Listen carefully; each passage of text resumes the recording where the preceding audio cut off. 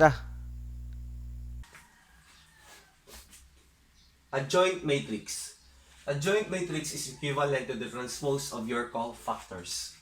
So, we have a 3 by 3 matrix. So, our cofactors are C11, C12, C13, C21, C22, C23, C31, C32, and C33. To solve for your cofactors, that would be C row and column is equal to -1 raised to row plus column times the cofactor matrix. So for your C11, that is equivalent to -1 raised to 1 plus 1 times your cofactor matrix. So therefore, your C11 is equal to -1 raised to 2. So that is equal to positive cofactor of matrix. Your C12 is equal to -1 raised to 1 plus 2 row plus column times your cofactor matrix. So your C12 is equal to -1 raised to 3. So that is equal to negative cofactor of a matrix. For your C13, that is equal to -1 raised to 1 plus 3 times the cofactor matrix. So your C13 is equal to -1 raised to 1 plus 3. So 1 plus 3 is equal to 4. -1 raised to 4. So that is positive 1. So you have positive cofactor of a matrix. Or simply, your cofactor matrix is an alternating signs of positive and negative. So this is positive C11, negative C12, positive C13, negative C21, positive C22, negative C23, positive C31, negative C32. This is an alternating signs. Positive, negative, positive, negative, positive. So that will be your cofactor matrices. So let us solve for your cofactor matrix. For your C11, it is a positive sign with cofactors row 1,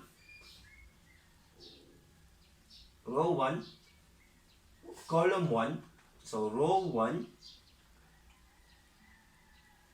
is row 1, column 1.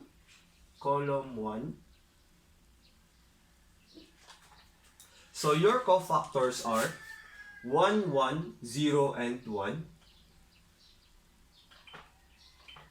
1, 1, 0, and 1.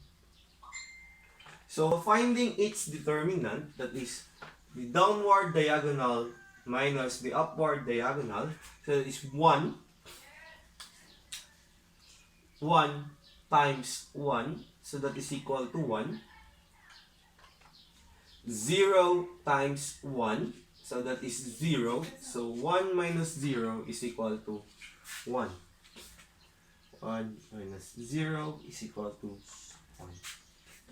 For your C12, that is a negative sign, negative C12 is equal to, that is row 1, column 2.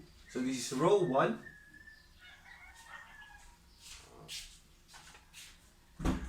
column 2. So column 2, the remaining matrix or the remaining entries is equal to -2, 1, 3, and 1.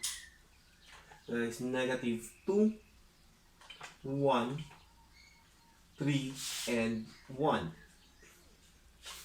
That is equal to -2 times 1. That is -2 minus 3 times 1, so that is negative 3. Negative 2 minus negative 3 is equal to negative 5. For your C13, that is row 1, column 3. So for your row 1, column 3, so the remaining entries are negative 2, 1, 3, and 0. So we have negative 2, 1, 3, and 0. So negative 2 times 0, that is 0, minus 3 times 1, so that is 3.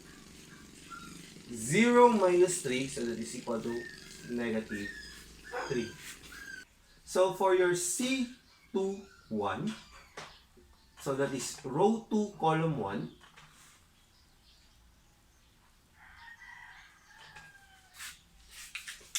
Row 2, column 1. So the remaining entries would be 2, 0, 0, and 1. So that is equal to 2, 0, 0, and 1. So 2 times 1, that is equal to 2. 0 times 0 is equal to 0. 2 minus 0 is equal to 2.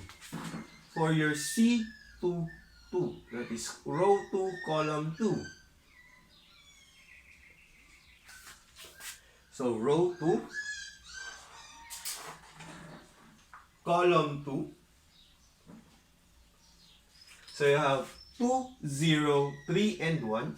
So 2, 0, 3, and 1 is equal to 2 times 1. So that is equal to 2. 3 times 0. So that is equal to 0. So you have equal to 2. For your C23, that is row 2, column 3. So row 2, column 3.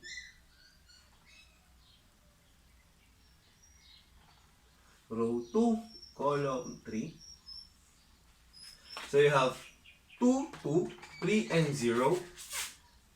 2, 2, 3, and 0.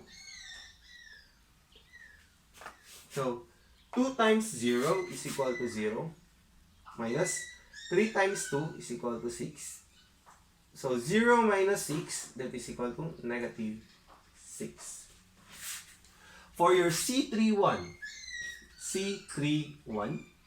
is equal to, you have your third row, column 1.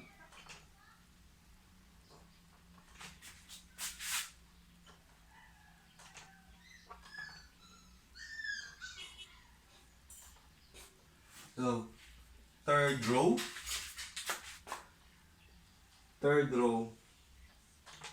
column 1.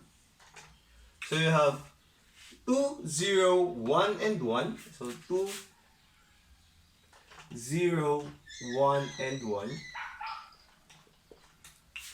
So 2 times 1, that is equal to 2. 1 times 0, that is equal to 0. 2 minus 0, that is equal to 2. For your C32, row 3, column 2. So row 3, column 2. So you have 2, 0, negative 2, and 1. 2, 0, negative 2, and 1. 2 times 1, so that's equal to 2. Minus negative 2 times 0, so 0. That is equal to 2. So C33. So row 3, column 3.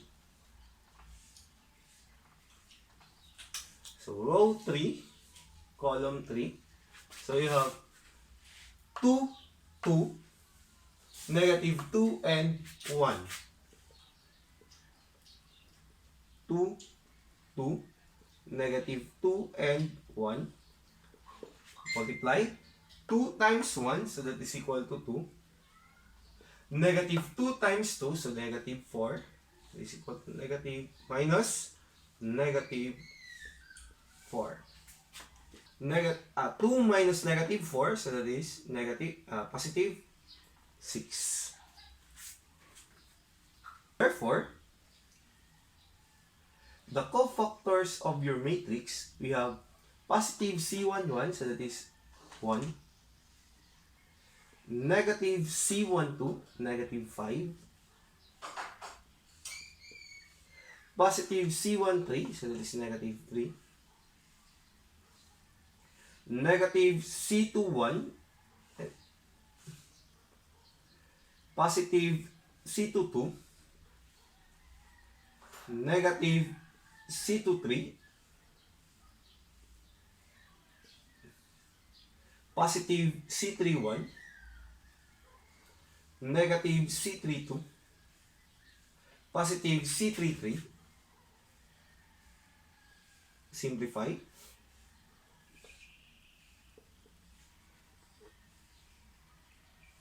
1, negative times negative, so that is positive 5, negative 3, negative 2, 2, negative, so that will be positive 2, negative 2, and 6.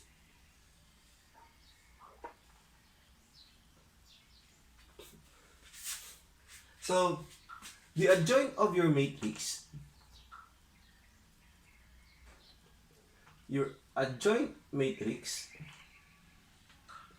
is equal to the transpose of your cofactors. So, the row will be the column. So, row 1 will be the column 1. So, that is 1, 5, and 3. 1, 5, and negative 3. Your row 2 will be your column 2. So that will be negative 2, negative 2, 2, and 6. Then you have your row 3 will be the column 3. So that is 2, negative 2, and 6. So this will be your adjoint matrix of A.